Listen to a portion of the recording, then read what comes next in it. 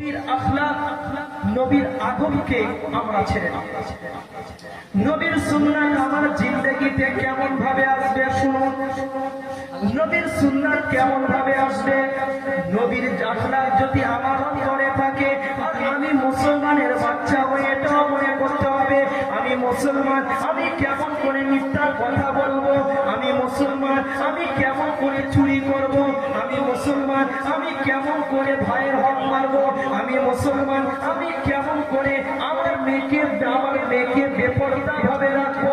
নবী তো নিষেধ করে গেলেন। আল্লাহ রাসূল দুনিয়ার বাদশা হাবিবুল্লাহ বললেন, এ দুনিয়ার মানুষ শোনো, আমি রাসূল তোমাদের বলে যাই, খবরদার দুনিয়ার জমিনে তোমরা কোনোদিনও আমার সুন্নতের বেখেলাফ তোমরা যাবে না, আমার সুন্নতের বেখেলাফ তোমরা যাবে।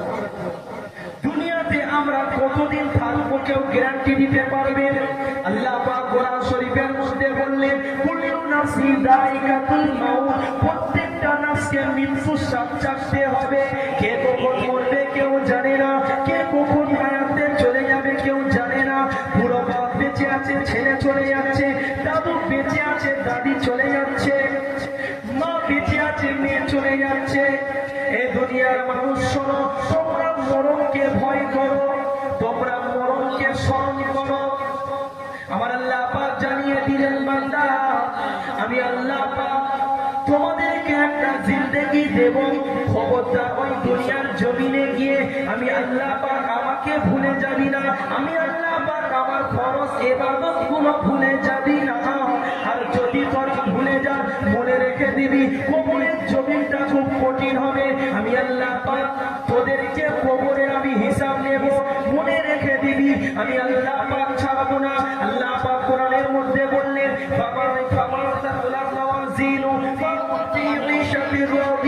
আমি আল্লাহ পাক তোদেরকে ছেড়ে দেব না, আমি আল্লাহ পাক তোদের কাছ থেকে সরষের দানা পরিমাণ খুঁটে খুঁটে হিসাব নেব।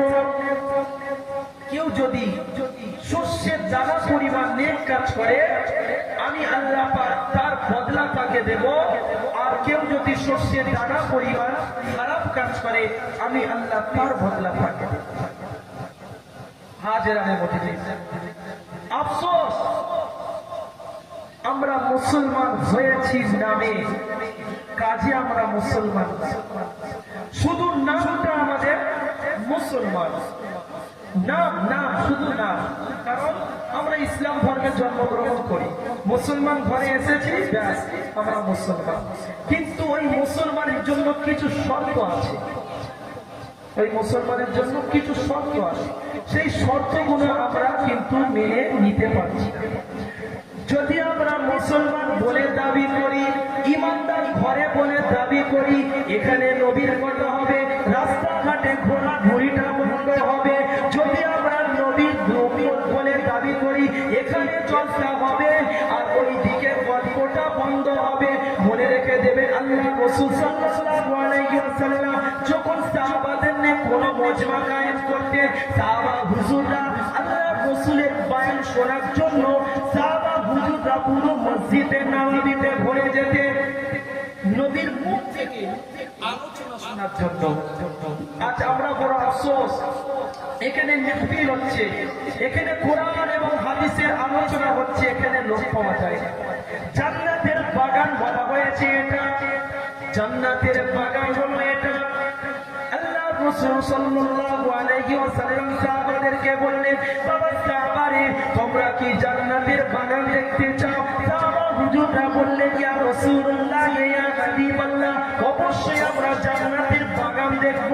আল্লাহ রাসূল বললেন, বাবা সাহাবা, যে জায়গাতে আমি রাসূল আমার আল্লাহর কথা আলোচনা হবে, ওই জায়গাতে তোমরা গিয়ে বসো, আর ওই জায়গাতে তোমরা গিয়ে বসবে, আলোচনা শুনবে।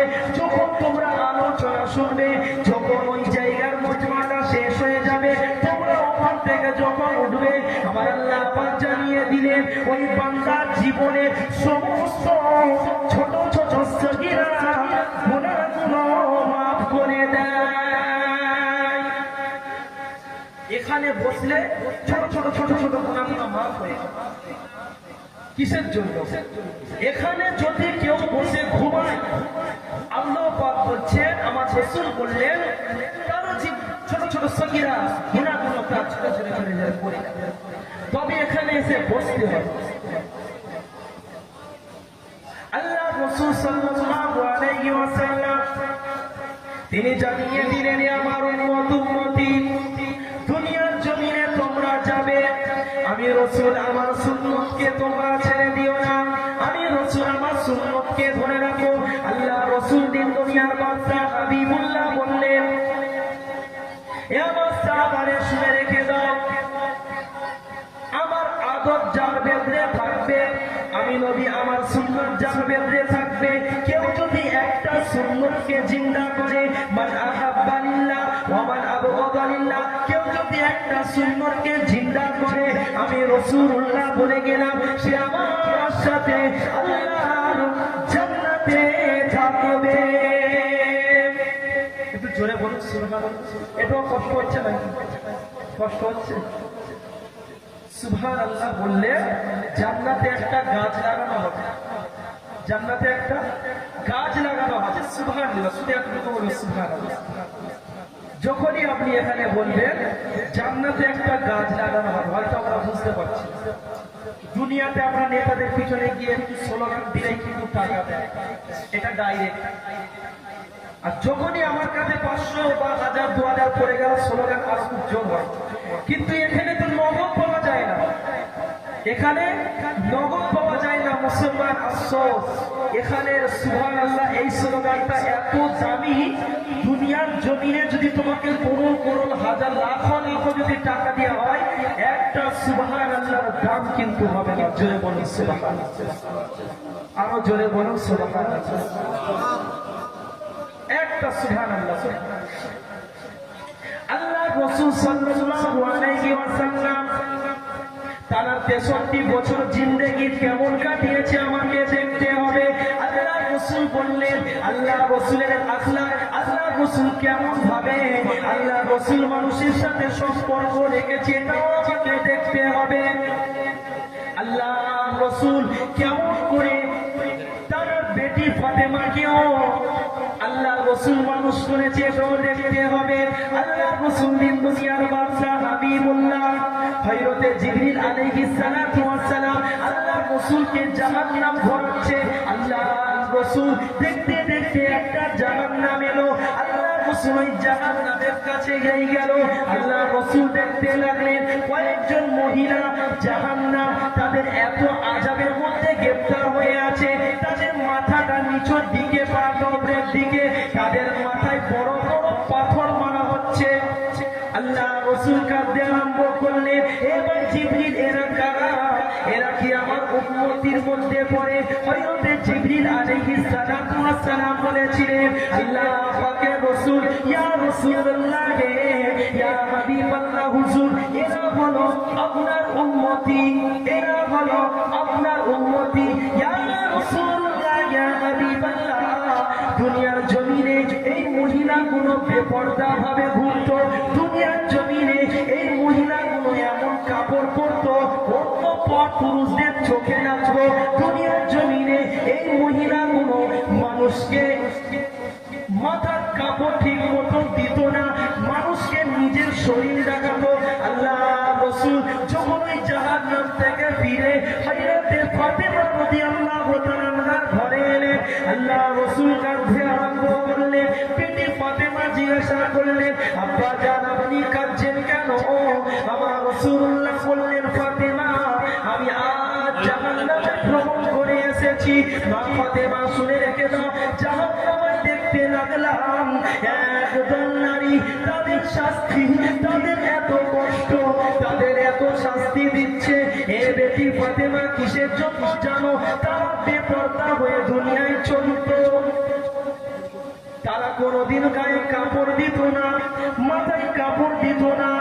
মনে রেখে দেবেন আল্লাহ রাসূলের হাদিস, আল্লাহ ইয়াসুকুল জান্নাহ, দায়ুস কোনদিন জান্নাতে যাবে না। দায়ুস এবার কারা জেনে নি? দায়ুস হলো তারা, দায়ুস কারা জেনে নি? দায়ুস হলো তারা যারা কিনা দুনিয়ার জমিনে মেয়েদের সাজ সাজতো এবং ছেলেরা মেয়েদের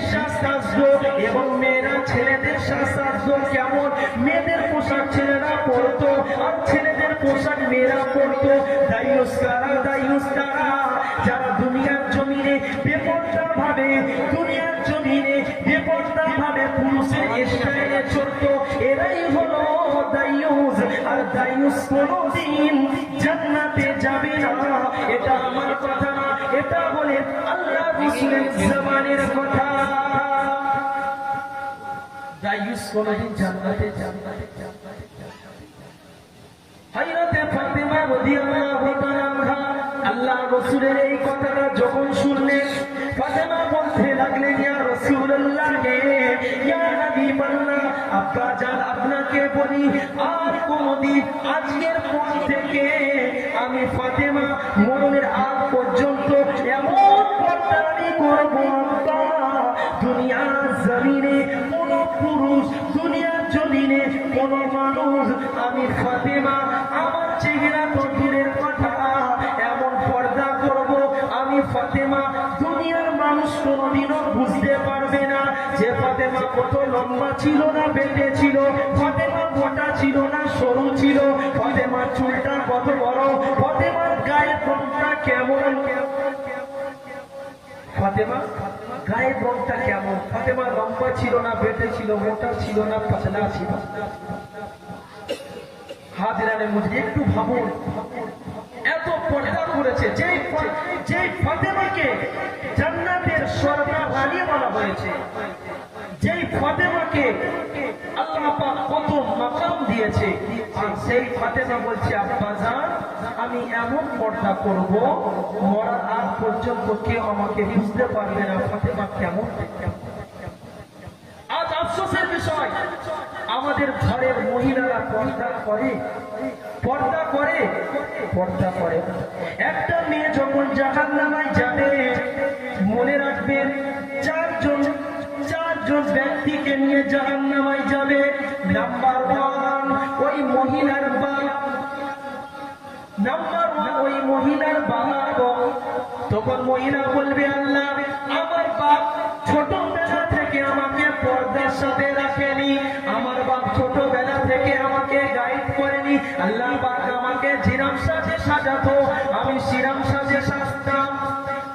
1 নম্বর ধরবে বাপকে, 2 নম্বর ধরবে তার স্বামীকে, আল্লাহ পাক আমার স্বামী, আল্লাহ পাক আমার স্বামী আমাকে বেপরদা ভাবে বাজারে পাঠিয়ে দিত, আমি যখন কোনো জায়গায় ঘুরতে যেতাম আমাকে পর্দার সাথে বের করতো না।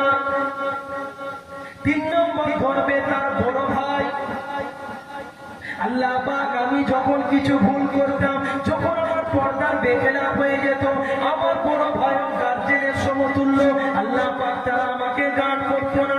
আর 4 নম্বর ব্যক্তিটা হলো ওই মহিলার বড় সন্তান। এই 4 পুরুষকে ও তো জাহান্নামায় যাবে, সঙ্গে সঙ্গে এই 4 জন ব্যক্তিকে জাহান্নামায় নিয়ে যাবে। 4 জন ব্যক্তিকে সে জাহান্নামায় যাবে। হাজিরানে মজলিস, আজ আমাদের ঘরের মা বোনদের পর্দা নাই। আপনি বলুন পর্দা করে, পর্দা করছে? যখন কিয়ামতের ময়দানে মাহশরের সময় তোমাকে বলা হবে, কেন তোমার মেয়েকে পর্দার হুকুম দিও, কেন তোমার বাচ্চাটাকে ছোটবেলা থেকে পর্দার সাথে তাকে রাখো, এর জবাব আমাকে আপনাকে দিতে হবে। আজ আমাদের ঘরের মা বোনেরা এমন ভাবে রাস্তাঘাটে ঘোরাফেরা করে, এমন ভাবে অনবর ড্রেস তারা পরে, ওই বাচ্চা বেলা থেকে তাদেরকে ছোট ছোট কাপড় পরাচ্ছেন কারা? আমরা, আপনারা, গার্জেনরা। মনে রেখে দেবেন, ওই বাচ্চা বড় হয়ে আপনার সামনে ড্যান্স করবেন, আপনি কিচ্ছু বলতে পারবেন না। ওই বাচ্চা বড় হয়ে আপনার সামনে বেপরদা হয়ে চলবে, আপনি কিচ্ছু বলতে পারবেন না। ওই বাচ্চা বড় হয়ে আপনার সামনে টিকটক বানাবে, আপনার সামনে ভিডিও করবে, আপনি গার্জেন হয়ে কিছু বলতে পারবেন না। মনে রেখে দেবে, ওই বাচ্চা যখন জাহান্নামে যাবে, আপনি গার্জেন আপনাকে সাথে নিয়ে যাবে।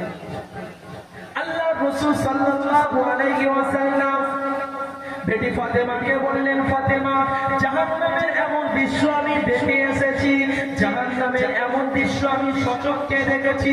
আল্লাহ রাসূলের বেটি ফাতেমা কেমন জীবন যাপন করেছে, আল্লাহ রাসূলের বেটি ফাতেমা কেমন ভাবে তারা সংসার জীবন করেছে একটু লক্ষ্য করতে হবে। আল্লাহ রাসূল ইসলামের সাথে কেমন সম্পর্ক রেখেছে, আল্লাহ রাসূলের দ্বীনকে কেমন ভালোবেসেছে, আল্লাহ রাসূল কেমন করে গরিব দুঃখীর পাশে দাঁড়িয়েছে, এটাও আমাকে দেখতে হবে। আল্লাহ পাক কোরআনের মধ্যে জানলেন, লাকাদ কানা লাকুম ফি রাসূলিল্লাহি উসওয়াতুন হাসানাহ। আমার নবীর উত্তম আদর্শ গোটা দুনিয়ার মানুষ ধন্য হয়ে গিয়েছে। নবীর কেমন আখলাক ছিল, নবীর কথাতে মানুষ পরিবর্তন হয়েছে, নবীর কথাতে নবীর ব্যবহারে গায়ে ইসলামের থেকে মুসলমান হয়েছে। আজ আমাদের লাইফ স্টাইলটা কেমন হচ্ছে, আমাদের লাইফ স্টাইলটা কেমন হচ্ছে? আমরা মুসলমান হয়ে সেই নবীর লাইফ স্টাইলটা আমরা ফলো করছি না, করছি তার কাদের গায়ের ইসলামে। আজ আমাদের ঘরে ঘরে নবীর লাইফ স্টাইল যদি থাকতো, মনে রাখবেন এ দুনিয়া তোমাকে ছাড়বে না, এ দুনিয়ার জালে তোমাকে পুরো ফাঁসিয়ে দেবে। এই তো শয়তানের একটা বড় চক্রান্ত, এটা শয়তানের একটা বড় চক্রান্ত, একটা বড় প্ল্যান যে মুসলমানের ঘরের বাচ্চাদেরকে বিপর্যভাবে ছেড়ে দাও, মুসলমান ঘরের বাচ্চাদেরকে বেনামাজি ভাবে তোমরা ছেড়ে দাও। মুহতারাম হাজিরিন, আল্লাহ রাসূল সাল্লাল্লাহু আলাইহি ওয়াসাল্লাম এই উম্মতির জন্য কেঁদেছেন, সারা জীবন কাঁদছেন। এখনো পর্যন্ত তিনি ওই মদিনার জমিনে শুয়ে শুয়ে কাঁদছেন, ইয়া রাব্বি হাবলি ইয়া উম্মতি ইয়া উম্মতি। কাদের জন্য মুসলমান কাঁদছে? যে মুসলমান রাত জেগে জেগে সিনেমা দেখছে, যে মুসলমান হারাম মাল খাচ্ছে, যে মুসলমান জিনা করছে, যে মুসলমান নামাজকে ত্যাগ করে দিচ্ছে, যে মুসলমান নবীর সুন্নতকে কুরবান করে দিচ্ছে, যে মুসলমান সুদের মধ্যে লিপ্ত হয়ে আছে, তাদের জন্য মুসলমান কাঁদছে। এটা তো আফসোসের বিষয়, এটা বড় আফসোসের বিষয়। আজ আমাদের সামনে আসছে রমজান মাস, এই কয়েকদিন পরে রমজান মাস আসছে। সময় মানুষের জন্য অপেক্ষা করে না, সময় পানির মতো যাচ্ছে, কিন্তু আমি কতটা আমল করতে পারলাম, আমি কতটা আল্লাহকে খুশি করতে পারলাম, আমি কতটা নবীর সুন্নতের উপরে থাকতে পারলাম, এটা আমাকে দেখতে হবে। কতটা আল্লাহকে খুশি করতে পারলাম, কতটা আমার নবীকে খুশি করতে পারলাম, এটা আমাকে দেখতে হবে। নবীর জন্য নিজের জানকে কুরবান করে দাও। সাহাবা হুজুররা রাসূলের জন্য নিজের জানকে কুরবান করে দিয়েছে। এই দিনের জন্য রাসূলের সাহাবারা নিজের জানকে কুরবান করে দিয়েছে। সেই দিনকে আমরা হেলে ধলে সবের মধ্যে, জিনার মধ্যে, গুনার মধ্যে আমরা কাটিয়ে দিচ্ছি। এদিন আমাদের কাছে এসেছে বড় আসানের সাথে না, এই দিনের জন্য সাহাবারা কুরবান হয়ে গিয়েছে। সাহাবারা নিজের বিবিকে ছেড়ে দিয়েছে, ঘর বাড়িকে তারা ত্যাগ করে দিয়েছে। এই দিন আমাদের কাছে এসেছে, কত কষ্ট করে এই দিন প্রচার হয়েছে। হযরত বেলাল রাদিয়াল্লাহু তাআলা আনহু, তাকে যখন শাস্তি দেওয়া হচ্ছে, অলঙ্গ করে বেলালকে গরম মরুভূমির উপরে বেলালকে শুইয়ে দিয়ে বুকের উপরে পাথর দিয়ে বেলালকে টানতে টানতে নিয়ে যাওয়া হচ্ছে, আর বলছে, বেলাল দ্বীনে ইলাহিকে ছেড়ে দাও, ইসলাম ধর্মকে ত্যাগ করে দাও, কালেমাকে বন্ধ করে দাও। বেলাল একটাই কথা বলেছিল, আমার জান দেয়াকে আমি পছন্দ করি, আমার জান দেয়াকে আমি ভালোবাসি, আমার আল্লাহ রাসূলকে আমি ছাড়তে পারবো না। বলুন সুবহানাল্লাহ। এই দিনের জন্য আম্মা সুমাইয়া রাদিয়াল্লাহু তাআলা আনহাকে বলা হয়েছে, অলঙ্গ করে ঘোড়ার সাথে আম্মা সুমাইয়াকে বেঁধে দিয়েছে। গরম বাড়ির উপরে যখন সুমাইয়া রাদিয়াল্লাহু তাআলা আনহাকে টানা হচ্ছে, বলা হয়েছে সুমাইয়া রাদিয়াল্লাহু তাআলা আনহার পিঠের কোমরের চামড়াগুলো গুটিয়ে গুটিয়ে ঘাড়ের কাছে চলে এসেছে।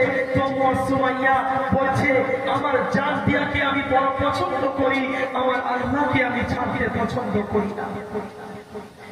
এই দিনের জন্য কুরবান হয়ে গিয়েছে তারা, কিন্তু আমরা মুসলমান, আফসোসের বিষয়, আজ আমরা শরিয়াত বিরোধী কাজ করে চলেছি।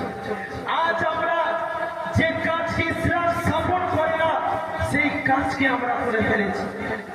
আমরা রাসূলের সুন্নতকে ধরছি, কিন্তু তার সাথে সাথে রাসূল যেটা অপছন্দ করে সেটাও আমরা করে ফেলছি।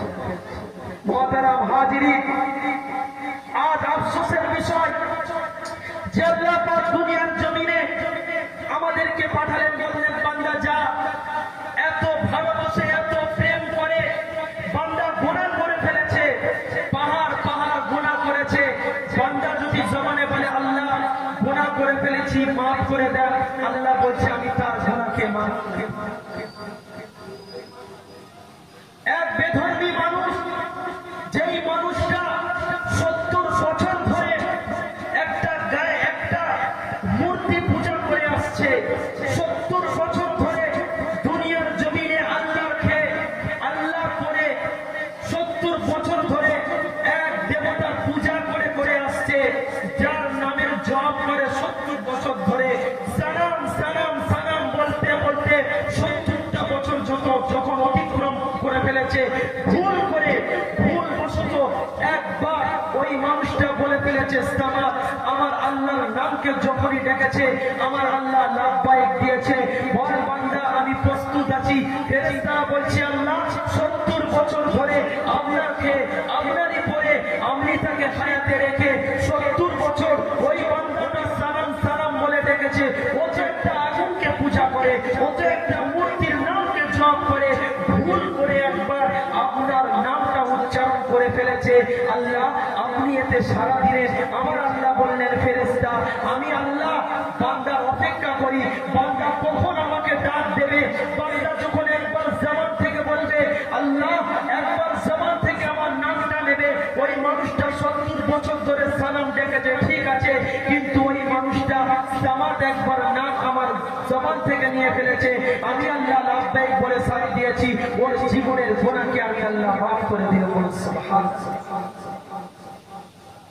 আজ মুসলমান বড় আফসোসের বিষয়, আজ মুসলমান সেই আল্লাহকে আমরা ছেড়ে দিয়েছি, যে আল্লাহ পাক বললেন বান্দা 100টা ভালোবাসা আমি রেখে দিয়েছি, একটা ভালোবাসা দুনিয়াতে আমি ছেড়ে দিয়েছি, একটা ভালোবাসার দরুন মা বাচ্চাকে কতটা ভালোবাসে দেখুন, স্বামী স্ত্রীকে কতটা ভালোবাসে, বন্ধু বান্ধবকে কতটা ভালোবাসে, মা ছেলেকে কতটা ভালোবাসে, একটা ভালোবাসাতে গোটা পৃথিবীর মানুষ একে অপরের সাথে কত মহব্বত করে। আর আমার আল্লাহ 99টা ভালোবাসা রেখে দিয়েছে। আমার আল্লাহ বললেন বান্দা তোমার মা তোমাকে কতটা ভালোবাসে। গভীর রজনী গভীর রাতে ঠান্ডাকালে যখন বাচ্চা পেশাব করে দেয়, ওই পেশাবের ঠান্ডাতে মা শুয়ে আছে, তাও বাচ্চাকে বুক থেকে সরাতে পারছে না। গভীর রজনীতে বাচ্চা যখন চিল্লে উঠেছে, ঘুমোতে দিচ্ছে না, মা কি করে ওই বাচ্চাকে আবার দুধ পান করে ঘুমিয়ে দেয়। মা বিরক্ত হয় না, ওই মা কতটা ভালোবাসে। আমার আল্লাহ বললেন তোমার মা তোমাকে যতটা ভালোবাসে তার থেকে 70 গুণ বেশি আমি আল্লাহ আমার বান্দা বান্দিকে ভালোবাসি। চলে বলি সুবহানাল্লাহ। আমার আল্লাহ কতটা ভালোবাসে, আর সেই আল্লাহ ভালোবাসাকে আমি ত্যাগ করে দিচ্ছি। আল্লাহ পাক জানিয়ে দিলেন বান্দা দুনিয়ার জমিনে তোদেরকে আমি পাঠাবো ইল্লা আনিয়াবুদুন, তোরা আমার ইবাদত করবি, আমার বান্দেগি করবি, দুনিয়ার কারোর ইবাদত করবি না, আমারই প্রশংসা করবি, আমারই তারিফ করবি, আমারই গুণগান গাইবি। 24 ঘন্টা যেন আমার কথা থাকে, আমার কথা আল্লাহ আল্লাহ আল্লাহ এই শব্দটা যেন তোরা জপ করবি। দুনিয়ার জমিনে আমরা যখন আসি, একটু টাকা হয়েছে, একটু বাড়ি হয়েছে, 4 চাকা গাড়ি হয়েছে, কয়েক বিঘা জমি হয়ে গিয়েছে, আমার আল্লাহকে ভুলে গিয়েছি। মনে রেখে দেবে এই গুণকে ছেড়ে আমাকে সব চলে যেতে হবে। যখন আমি খাটিয়ার উপরে উঠবো আমার সাথে যাবে